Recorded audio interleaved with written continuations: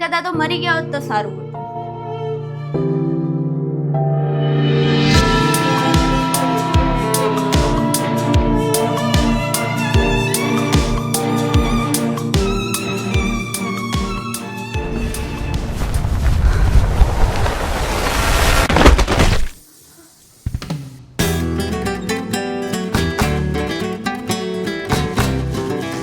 આવી ગયા તમે? ના, હજી રસ્તામાં છું. મજાક કરવાની આદત ગઈ નહીં તમારી હજી. મતલબ માણસ જ અજીબ છે. આમ જોવે છે કે હું આવી ગયો તોય પૂછે છે તમે આવી ગયા. ગાંજો બાંજો ચાલુ કર્યો શું હમણાં? અમારે શું રોજ પૂછવાની ટેવ હોય એટલે અમે પૂછીએ.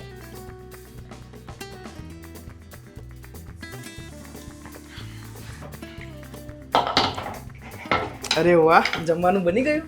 લોકોને અજીબ કહેવાવાળા માણસો એટલા જ અજીબ છે કે જોઈ રહ્યા છે કે ખાવાનું બની રહ્યું છે તો પણ પૂછે છે ખાવાનું બની ગયું.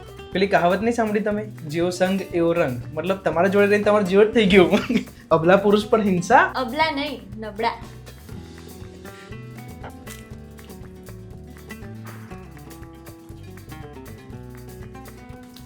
આપણા નવા ઘરનું કામ કેટલું પહોંચ્યું? 2 મહિનામાં ઘર મળી જશે. હપ્તા પણ ચાલુ થઈ જાય 2 મહિના. હપ્તો કેટલાનો કર્યો? જમી લે મારી માં, જમીન કહું શાંતિ દો. બટેકાનું શાક કેવું લાગ્યું?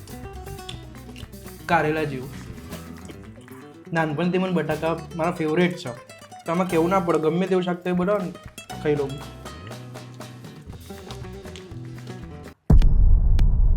મેં મારી જિંદગીમાં નશો નથી કર્યો, પણ જે દુઃખ આવી પડ્યું છે એને ઓછું કરવા આના સિવાય કોઈ જ રસ્તો નથી.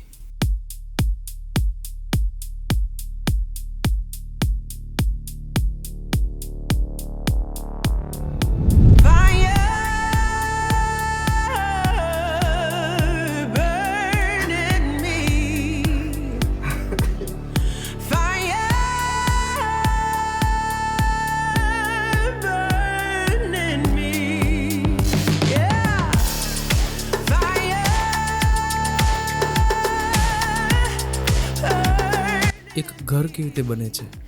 ઈટ પથ્થરની ઊભી કરેલી 4 દિવાલોથી? જરાય નહીં.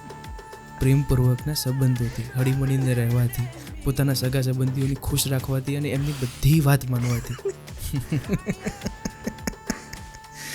માધર.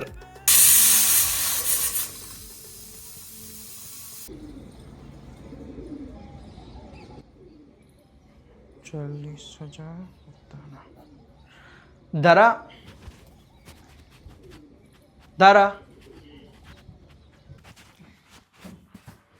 બોલો. ચાલો તો મસ્ત હિસાબ આપી દઉં તમને. હિસાબ કાલે આપવાનું કીધું તો તમે કેટલા આળસુ છો, આજે સવારે આપો છો. હા, પણ હવે આપું તો છું ને. જુઓ, 2 મહિના પછી આપણા નવા ઘરના હપ્તા ચાલુ થશે. તો ગાડીનો હપ્તો છે 10,000, ઘરનો હપ્તો 20,000, એટલે 30,000 થયા. ઓવન, વોશિંગ મશીન અને ટીવીના થઈને ટોટલ 3ના 10,000 છે. તો બધું થઈને વાળી ચોડીને 40,000 રૂપિયાનો હપ્તો થશે. પગાર તમારો 60,000, એમાંથી 40,000 કપાશે, 20,000 વધશે. અને હું પણ નાનું મોટું સારું એવું કામ શોધી લઈશ, એમાંથી સારી એવી બચત થઈ જશે. કંઈ નહીં, ચલો હું બી થોડું ઘણું કંઈક કામ કરી લઈશ સારું. 20,000 સારું કહેવાય યાર, વધ્યા. અરે વાહ, બધું સેટિંગ થઈ ગયું. અરે ફર્નિચરના ગણવાના તો રહી ગયા. અરે યાર, કાકાનો ફોન આવ્યો. હેલો. હલો. જય માતાજી બેટા, શું કરો? હા કાકા, જય માતાજી. તબિયત કેવી છે બેટા? બસ બસ, સરસ સરસ. તમે કહો. બસ મજા મજા. તું કે તારા મકાનનું કે કામ કેટલે પહોંચ્યું? બસ 2 મહિનામાં રહેવા જતા રહીશું. સરસ સરસ, ખૂબ આગળ વધો. તે મારી વાત માનીને તે આટલો આગળ વધ્યો. ગાડી લઈ લીધી, મકાન લઈ લીધું, બધું લઈ લીધું. હવે સારું ફર્નિચર કરાવી નાખો. અને હવે આગળ 2 ના 3 ક્યારે થવાનું છે, વિચાર કર્યો કે નહીં કઈ? કાકા, મારે જોબ જવા નીકળવું છે, તો હું કાલ શાંતિથી ફોન કરું. હા હા, જય માતાજી.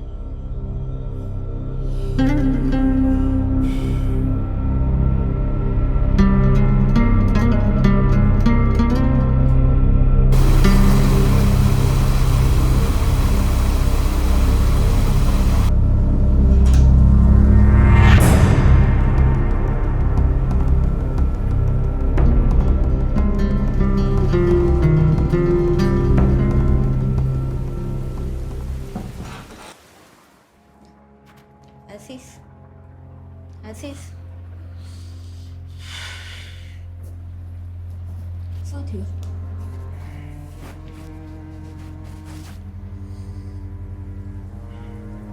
આશીષ, શું થયું? મારી નોકરી જતી રહી. મજાક ના કરો હવે. સાચે?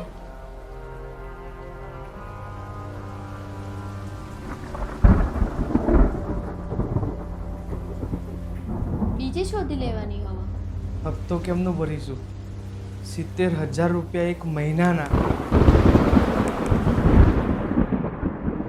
તમે ટેન્શન ના લો, બીજી નોકરી મળી જશે. હું પણ શોધું જ છું, હપ્તા ભરાઈ જશે. બીજી શોધી લેવાની. આજ એક માંડ મળી હતી, બધી અલગ અલગ શોધ્યા પછી. તમે જમી લો, કંઈક વિચારીશું આપણે. ફર્નિચર સાથે ગણીને 70,000 રૂપિયા થાય છે મહિનાના. ખબર નહીં કેમ ભરીશું હવે.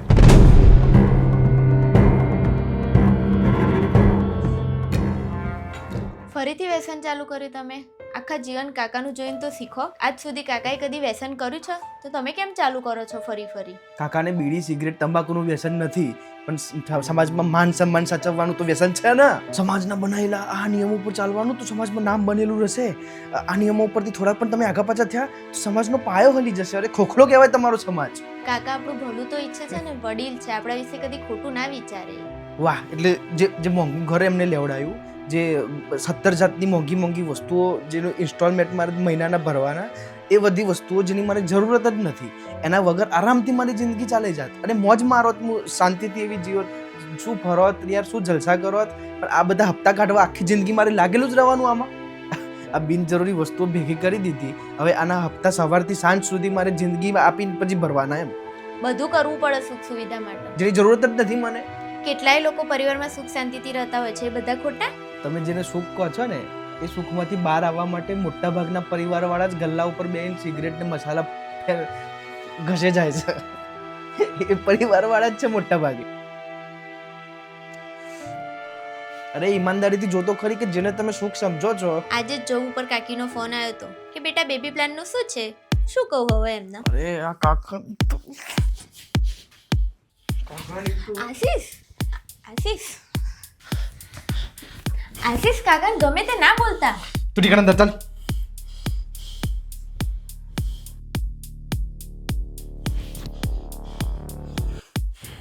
હેલો કાકા, તમારી ઉંમર કેટલી થઈ કાકા?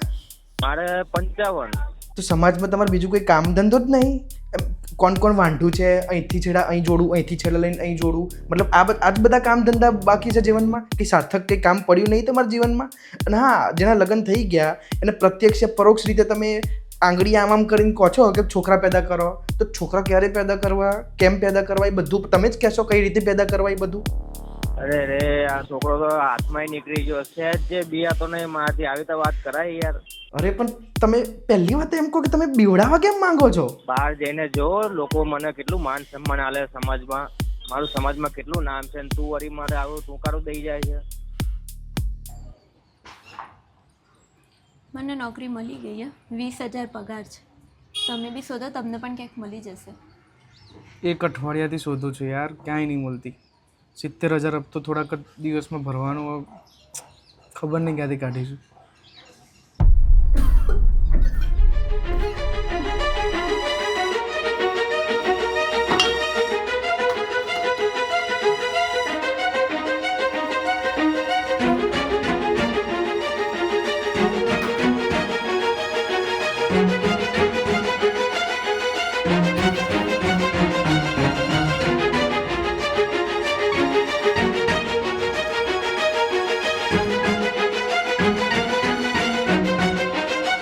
હવે ઉઠ્યા એવું જ ચાલુ કરી દીધું સવાર સવારમાં.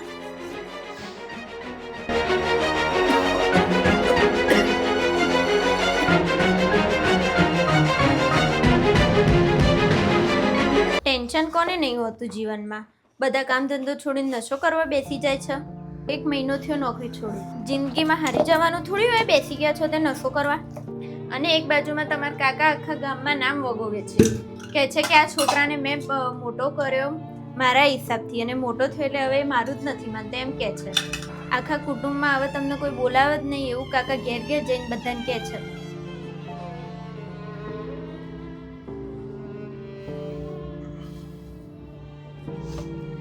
ઝેર જેવું કહેવાય આવા વડીલ કે જે પોતાનાથી નાના બધાને નોકર સમજીને એમના હિસાબથી બધાને ચાલવાનું કહે છે.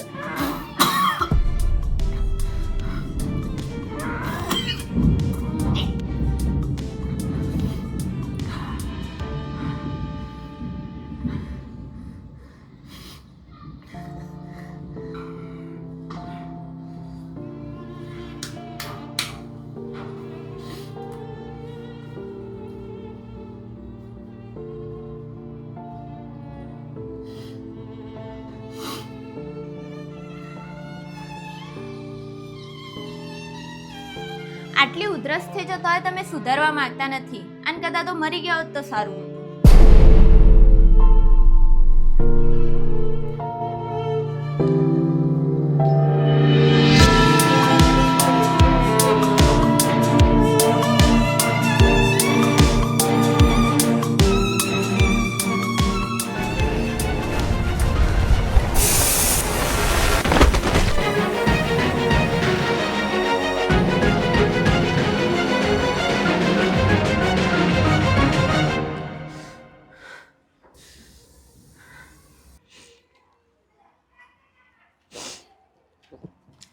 મૂર્ખ બનાવે છે દુનિયા આપણને.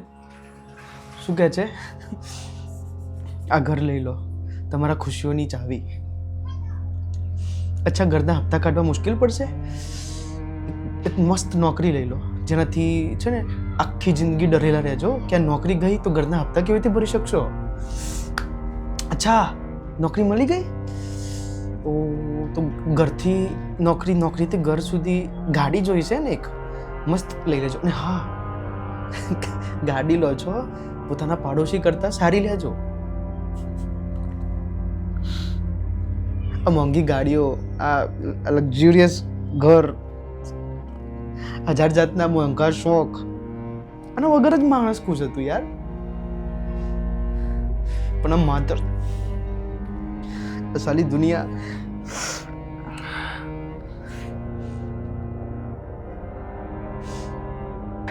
તને ખબર છે, મારો એક ગમતો હીરો હતો, એની જાહેરાત જોઈ હતી મેં, મસ્ત બોર્ડિંગ ઉપર લાગેલી હતી, આ ઘર લઈ લો, આ લક્ઝુરિયસ ઘર લઈ લો, તમારી લાઈફ સેટ છે, ઘંટો લાઈફ સેટ છે.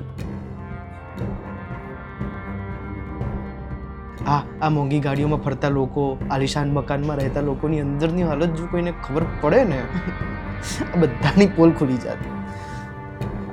આ લોકો બસ ખુશીઓનો એક ઢોંગ કરે છે, પણ સાચું નથી કહેતા કે આમાં કંઈ જ નથી. કોને ગમે સાચું કેવું? કોને કહેવું હોય કે હું મૂર્ખો બન્યો? માણસ આખી જિંદગી દોડે જાય છે, બસ એ જ ખુશીઓ માટે જે એને પહેલાંથી મળેલી જ છે, જે ખુશીઓ, જે આનંદ, જે સહજ ઉપલબ્ધ છે, એને છોડીને બસ બજારની વાતમાં દોડ્યો જાય છે. બજાર આપણને મૂર્ખ બનાવશે નહીં તો બજાર પણ કેવી રીતે ચાલશે? બજાર બંધ થઈ જશે. પણ પોતાના સ્વાર્થની લાલચ માટે બસ લોકોના જીવનની પત્તા ઠોકી નાખે છે બજાર. તમારી મગજમાં માન્યતા ઠોકે છે કે આની વગર જીવન અધૂરું છે, આ લેવું છે, લાવો પૈસા નથી, કમાઓ. જે વસ્તુની જરૂરત જ નથી એના પાછળ કમાવા. મારી ફ્રેન્ડે તો આત્મહત્યા કરી લીધી કેમ કે એને 3 દીકરીઓ થઈ હતી.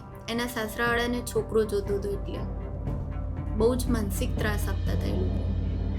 આ વસ્તુના લીધે કેટલા લોકો માનસિક ત્રાસથી પીડાતા હશે, કેટલા તો આત્મહત્યા કરી લે છે, જેમ કે હું કરવા જતો હતો.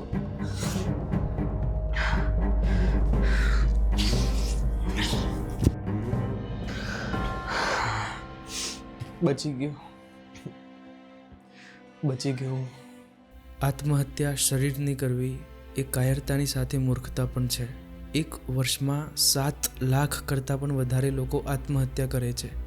કારણ ફક્ત એક જ, માનસિક ત્રાસ.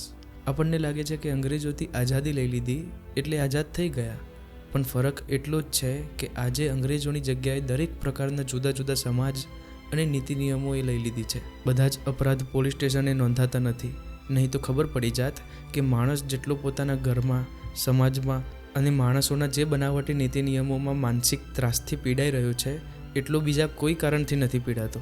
એક વસ્તુ વિચારવા જેવી છે, છેલ્લે તો આપણે મરી જ જવાના છીએ અને આંધળા સમાજના લોકો પણ મરી જવાના છે, તો આત્મહત્યા શું લેવા કરવી? બંને જણાની રાખ જો છેલ્લે એક જ હોય તો પછી અર્જુન બનીને લડવાનો શું આનંદ આવશે એ વિચારીને લડી લો. અન્યાય કરતાં પોતાના જ લોકોના ખિલાફ લડવાથી સ્વાર્થ અને હજાર જાતની બીજી વસ્તુઓ જે પોતાના લોકો તરફથી મળતી રહેતી એ કદાચ બંધ થઈ જશે. પણ ચિંતા શું છે? એ હલકી વસ્તુઓને સામે સ્વયં સત્ય, સ્વયં કૃષ્ણ તમારા રથના સારથી બનશે. જેમાં પણ તમે માનતા હો, કૃષ્ણ, શિવ, રામ, બુદ્ધ, મહાવીર, જીસસ, અલ્લાહ, વાહેગુરુ, આ બધા જ લોકોમાં એક જ વસ્તુ સરખી હતી, સત્યને પ્રેમ અને અસત્ય સામે વિદ્રોહ. તો બધા જ મોહને છોડીને અર્જુન ઉઠાય ગાંડીવ, યુદ્ધસ્વ.